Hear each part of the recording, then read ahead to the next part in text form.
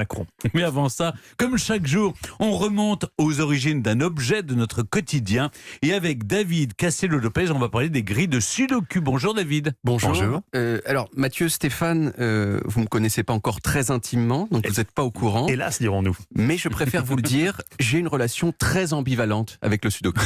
Qu'est-ce que ça peut être une relation ambivalente ? Comme ça, au moins vous le savez, on peut avancer. Alors, une relation ambivalente, pourquoi ? Eh bien, parce que d'un côté, je méprise un peu. Je veux dire, quand je vois quelqu'un dans le train qui fait un Sudoku, j'ai tendance à me dire, ah bah s'il a rien de mieux à foutre que de remplir des grilles de chiffres qui servent à rien, c'est vraiment que sa vie c'est de la merde.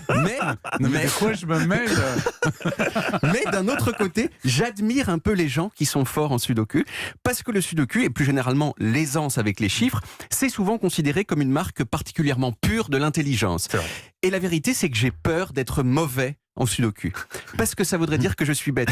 C'est pour ça aussi que j'ai jamais fait de test de QI.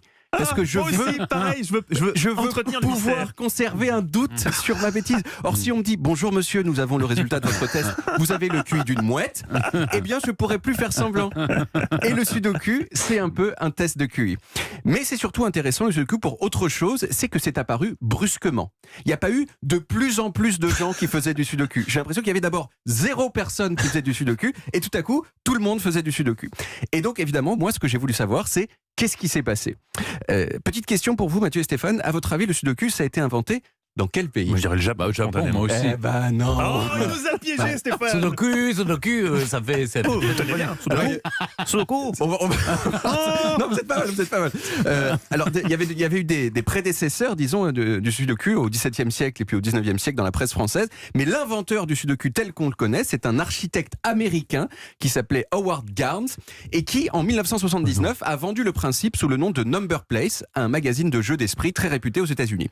Donc, le Sudoku, ça date de 1979. Mais à ce moment-là, personne, à part quelques geeks américains, ne connaissait. Et c'est là qu'intervient effectivement le Japon. En 1984, il y a un éditeur japonais de jeux et de casse-tête qui reprend le concept et qui l'appelle, tenez-vous bien, Sujiwa Dokushi ni Kagiru. C'est sûr que comme Vous voyez le jeu de mots. Le jeu de mots est bon. Mais il est subtil. Non, il n'y en a pas en fait. Sujiwa Dokushi ni Kagiru, qui peut être traduit poétiquement par « Les chiffres doivent être célibataires », ce qui est quand même un nom très approprié. Oui, mais c'est beau. C'est très beau. Et finalement, Sujiwa Dokushi ni Kagiru, je le dis une 4e fois parce que j'aime bien. Parce que je me suis entraîné. Ça a été abrévié avec le début des 2 principaux mots de l'expression, Su, qui veut dire chiffre, et Doku, qui veut dire unique. Et là, dès 1984, succès, mais uniquement au Japon. Et puis un jour, 13 ans plus tard, en 1997, il y a un juge néo-zélandais qui s'appelle Wayne Gould qui décide de passer ses vacances à Tokyo. Et dans un magasin, il tombe sur une grille de Sudoku. Et là, il fait « mais c'est génial !» Et pendant les années qui suivent, il fait 2 trucs. 1, il développe un logiciel capable de générer des grilles de Sudoku. Et 2, il va voir les journaux pour leur proposer de les publier.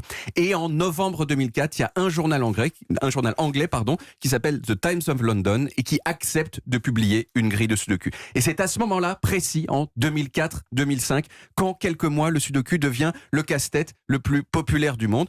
Tous les journaux en publient. Il y a même une information que j'ai pas pu vérifier, mais comme elle est sympa, je la dis quand même. C'est généralement ce que font les journalistes. C'est bien que les journalistes fassent ça. Mais tous les journalistes font ça, et je ne m'en prive pas. Dans l'année qui a suivi l'introduction du Sudoku en Angleterre, il y a eu une augmentation de 700% des ventes de crayons à papier. Et apparemment, à skip, comme on dit aujourd'hui, eh bien cette hausse serait presque entièrement attribuable à la folie du Sudoku.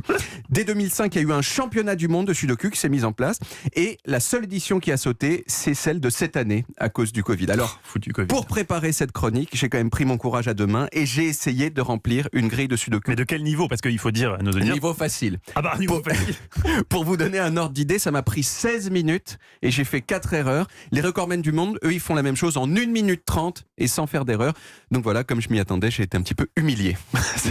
C'était prévisible, mais ça dit, vous tenez bien le japonais. En tout cas, vous savez lire une chose en japonais, vous savez le lire très très bien. Si vous dites ça à un japonais, il va se mettre à vous parler en japonais très rapidement et vous n'allez rien comprendre. Je vais répéter la même phrase à l'infini. Merci beaucoup David Castello-Lopez pour ce retour aux origines d'un objet. Europe